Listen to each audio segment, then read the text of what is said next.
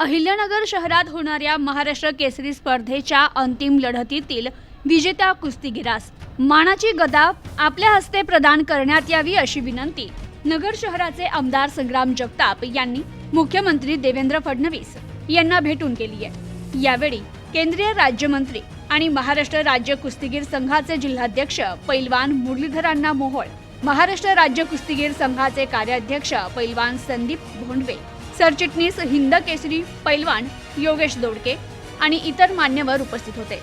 29 जानेवारी ते 2 फेब्रुवारी दरम्यान वरिष्ठ राज्य अजिंक्यपद कुस्ती स्पर्धा आणि महाराष्ट्र केसरी स्पर्धा अहिल्यानगर शहरात पार पडणार असून या स्पर्धेच्या आयोजनाची जबाबदारी अहिल्यानगर जिल्हा कुस्तीगीर संघास मिळाली आहे।